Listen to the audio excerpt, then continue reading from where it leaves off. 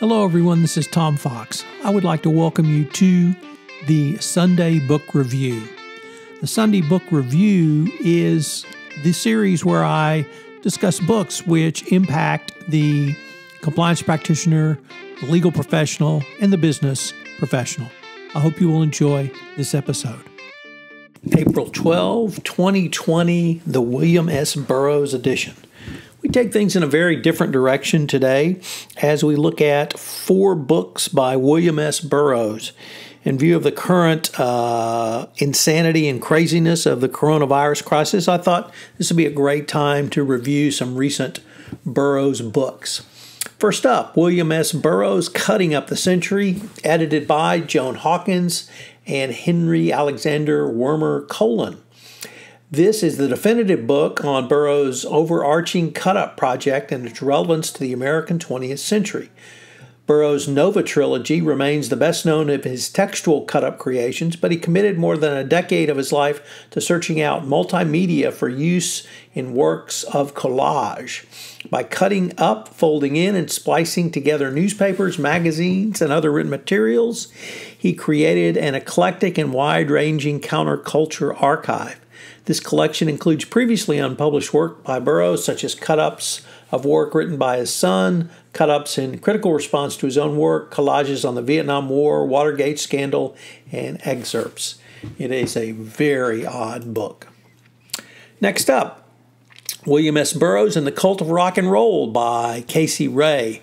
William Burroughs' fiction and essays are legendary, but his influence on music's counterculture has been less well documented until now.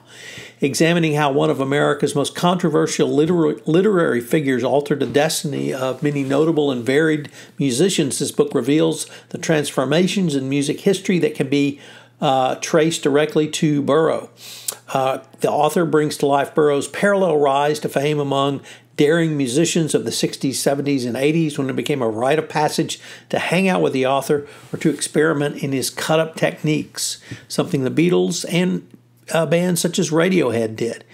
Whether they were exploring the occult with David Bowie, providing Lou Reed with gritty descriptions of street life, or counseling Patti Smith about coping with fame, Burroughs' backstage impact will transform the way you see the American cultural revolution and indeed the way you hear it. Next up, William Burroughs' Blade Runner. This was one I was frankly not familiar with, but it turns out that William Burroughs wrote a book entitled Blade Runner. This is only the first 2 words that resulted in his most significant impact on mainstream Hollywood, obviously being seized by the director Ridley Scott for an otherwise unrelated sci-fi movie of that title. In a lengthy introduction to this handsomely produced 40th anniversary edition, the author Oliver Harris explains how it happened. Burroughs' source was The Blade Runner, a 1974 dystopian novel by Alan Nourse set up in a near-future ravaged New York about a medical apocalypse averted by teenage boys running supplies to underground medics. Harris scrupulously outlines the world of difference between the 2 titles, describing Burroughs' lurid storyline in which, after riots at hospitals, the virus vaccine is spread to counter an epidemic of accelerated cancer, i.e. the mutant or smart virus that Donald Trump talks about. He points out to several overt recyclings from as far back as the Naked Lunch. All in all, it's a very interesting tale of an area that many were not aware of. And finally, by Brion, Gysin, Let the Mice In.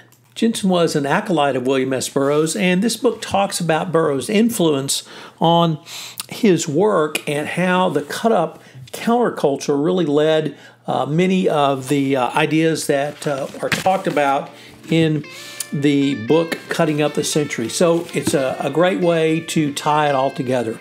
Once again, William Burroughs, one of the oddest characters of literary culture from last century. I have started a podcast, Compliance and Coronavirus, to bring clarity and sanity to the compliance practitioner. I hope you will check that out. It posts Tuesday, Wednesday, and Thursday at 9 a.m. The Sunday Book Review comes out each Sunday, as is its name, on the Compliance Podcast Network. I hope you'll enjoy it, and I hope you'll join me again next week for some new books to think about.